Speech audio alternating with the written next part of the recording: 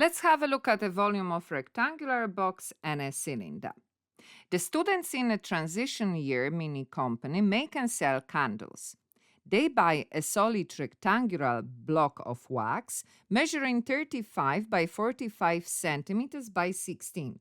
So where are going to be our measurements? So let's say that's 35 centimeters, that's 45 centimeters, and the height here is 16 centimeters. So the first thing we have to do, work out the volume of the block of wax. So how do we calculate a volume of rectangular box? So we multiply the width by the length by the height. Basically, we multiply the three measurements for rectangular box by each other.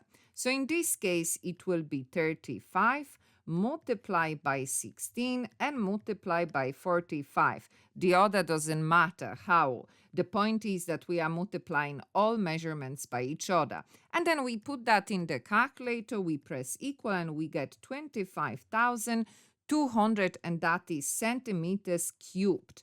Okay, let's have a look at the next part of this question.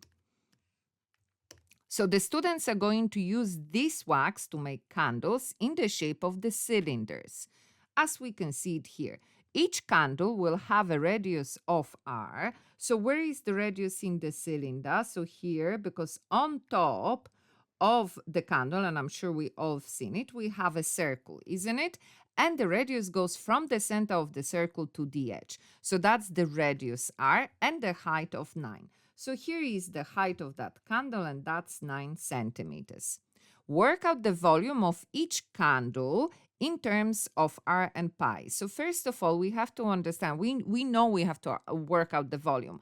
But when they are saying in terms of, that means that my volume will equal, and on this side, I'm going to have letter r, letter pi, and probably some numbers. So how do we work out the volume of the cylinder? Well, we go to our table and we look for the formula that has to do with the volume of the cylinder, and that is page 10 here. The first one is the volume of the cylinder, so let's take that. We can see that in our table we have two formulas here. One is A, one is V. So A stands for what? Area, and V stands for volume. So what is that formula saying? It is pi multiply, because when there is no sign between letters and numbers and letters and letters, we have a multiplication sign. So it is pi multiplied by the radius to the power of 2 multiplied by h.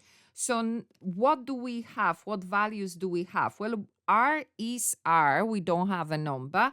And my answer should include r, should include pi, but I have h, which is what? The height. So that means that this volume will be pi r squared, and volume and the height is 9, so it will be 9. Or we can write that 9 pi r squared if we are very particular about it. Okay, let's have a look at the next part of the question. So part C, the students make 100 candles from the block of wax. So we get that. There was there was that block of wax, and then they melted, and they changed to candles. And how many candles? We are told 100 of them is done. In making the candles, 10% of wax in the block is wasted. So here I have 100% of the wax. What happened? The process happened here, loses 10%. So how much of the wax I have left over in my candles? Therefore 90%, isn't it? So it's only 90% of the original amount of wax that we have now in the candles. Use this information to work out the value of r. The radius of each candle, give your answer correct to 1 decimal place. Now, when you are doing an exam question and how to solve it isn't obvious, consider what you have done before, because very often that will give us the answer. So what are the two information we've done before? Well, we have the volume of the wax, and then we have a volume of each candle. So volume of the wax is what?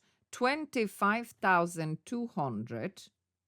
That was 100%, 10 is lost, and then that wax, 90% of it, is here in the candles. Now, another thing we have to understand, when we are looking for value of any letter, because at the end of our calculation, we want to tell them that that particular letter equal a specific number, we need to have an equation. And that's where our next formula coming from. So here we have a formula that is saying volume of a candle will be pi multiplied by radius to the power of 2 multiplied by 9. So I know I'm looking for that letter, so that's fine. But now that means I have information to tell them how much volume do I have. So that's the information provided to us. So let's have a think. So here, the volume of the wax is what? 25,200 multiplied by 90% or 0.9, because that's the volume in 100 candles. The volume of each candle is pi multiplied by radius to the power of 2 multiplied by 9, and we have 100 of them, so multiply by 100. And therefore, we have created an equation where I have only one letter and the rest are numbers, so we can solve it. So where are we going with our calculation? We want this letter to be on its own and all these numbers to be on the other side of the equation. So how can I get these numbers to the other side of the equation? When we have a multiplication, we divide, and we divide both sides of the equation. Why do we divide? Because pi divided by pi is 1, 9 divided by 9 is 1, and 100 divided by 100 is 1. And all those ones multiplied by r will be r. But that's what I'm saying. If we multiply one side of the equation, we have to divide. We have to divide the other side of the equation. So on the other side of the equation, I have 25,200 multiplied by 0.9, and that is divided by pi multiplied by 9 multiplied by 100. And now on this side of the equation, I am left with r to the power of 2. So I'm almost having what I want. I am almost having a letter on its own number on the other side. But one last thing to eliminate is the power of 2. So how do we get rid of that power of 2? We take a square root of the other side. And yes, if you are wondering, can I do the partial calculation as I go along? Can I do that multiplication of the numbers? Of course you can. I don't do that to show you how the numbers move around in the equation. And now we can put all of that in the calculator and press equal, and the terms and condition of our answer to one decimal place, and we're going to get 2.8. That is the value of r.